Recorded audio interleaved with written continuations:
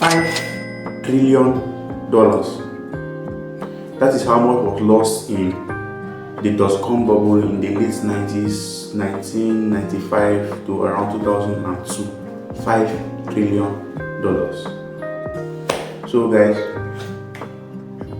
I have made videos around lots of other content that some people don't even know that I'm in the tech space.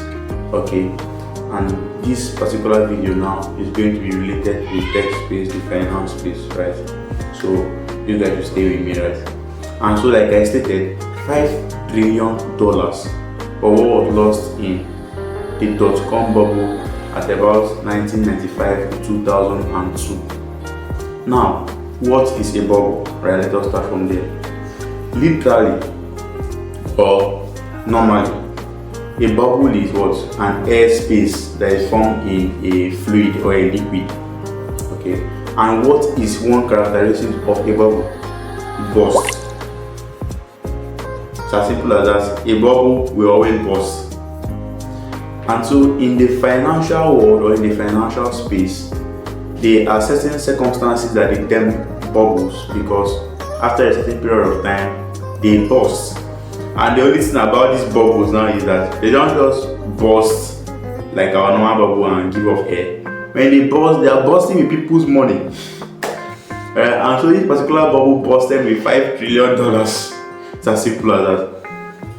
Now, what causes bubbles? The dot-com bubble, what caused it? That was when the internet just became known, and so there were lots of companies that were jumping on the internet or a new technology, and so these companies were jumping on the technology. And so the idea was that stock exchanges started listing these companies on their stock exchange. They will list the company and they will value the company higher than what it's actually worth because of the trend. So all these companies were internet companies. So you hear stuff like pets.com, prosper.com, okay, and so they were just using the .com to add to their name, and just by virtue of having .com in your name, your stock is valued higher than what your company is worth. And that is good. It is very devastating. People don't realize it in the moment when it is happening.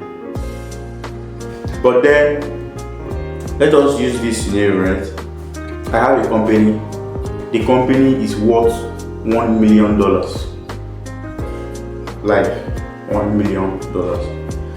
And it is listed on the stock exchange at $1 million. Now you come and invest in that company when it is $1 million, right? Fine. But then over a period of 6 months, my company values, physical value, tangible value, grows from $1 million to $5 million. But on the stock exchange, it grew from $1 million to $20 million. Now you invested in my company over $1 million, and let us say you invested $1 million. And then on the stock exchange it has grown to $20 million. Obviously you have to get $20 million. But in reality, my company just grew from $1 to $5 million. So where on earth is the remaining $15 million going to come from for you to be paid? But because this company just had .com added to their name, their valuation on the stock exchange was explosive. There were series of companies like that. Alright, and so in 2002, this bubble finally busted with $5 trillion. Fine. After the .com bubble came the clean tech bubble, renewable energy. That was when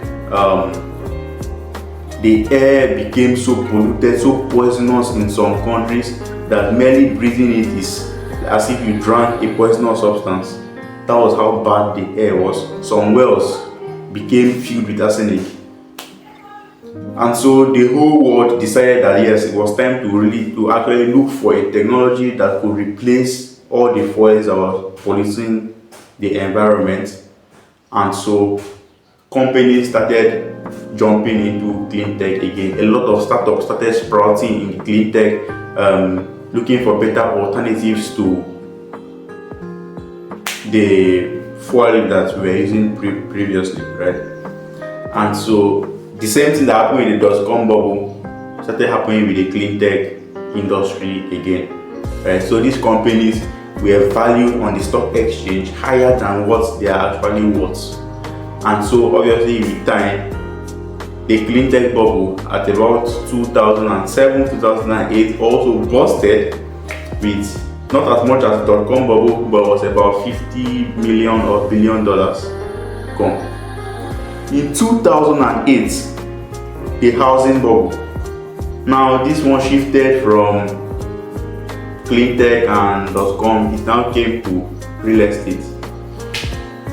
Houses were gaining so much value that people that had a real estate that was about $50,000 in 2006, by 2008, 2009, 2010, that 50,000 land or property is now as much as $150,000 or $200,000. So the real estate industry started gaining that much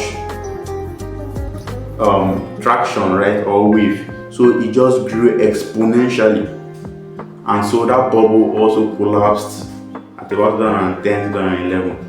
Fine. Now I said all of this because who is this guy? I forget his name now. Said they passed this, what is it, a series of events that can show us that guides us on how the future is going to play, something like that. I can't really remember it. Now we are in the AI space, AI period or AI time. Of course, from everything I have said, you should get an idea of where I'm going to with this conversation, right? AI. So many startups jumping into AI. I cannot keep count anymore. Every new day, another startup is coming up with this feature. If you check very well, the feature is just a repetition of another person's feature, increased by maybe 10% or 20%, and I've put it out as a startup. So many companies this way, and these days we find that companies that are AI related are being valued more.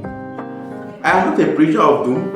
This is not to say that the AI bubble will burst, but 90% of these startups are not going to make it past the 5 or 10 year mark. Now you should know that after all these bubbles, there will be a series of companies that have like they came out of that artist, right? Google, Facebook, right? Amazon came out from a dot-com bubble. They survived that.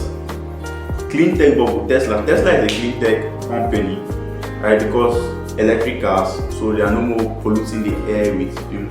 So Tesla from that time survived the clean tech bubble. And so obviously we are going to have companies that will survive this AI bubble. We will have them. No, I have said AI bubble. We don't know if it's a bubble, but nobody recognizes the fact that a bubble is building up, right, during those processes. But after the bubble bursts, in hindsight, people can be like, yeah, I kind of expected that. And so I am not preaching doom again, but then just keep your minds open. A couple of companies will survive it. 80% of them will definitely not survive it. So if you are investing, just understand what you are investing in, the company you are investing in, and also have the possibility of losing that money in mind. Alright. So like I said, I'm in the tech industry, I'm in the finance industry. I have knowledge of all those sectors, right? But I just kind of create more content around self-development and all of that. But then yes, I also know those industries. So do with this information whatever you wish.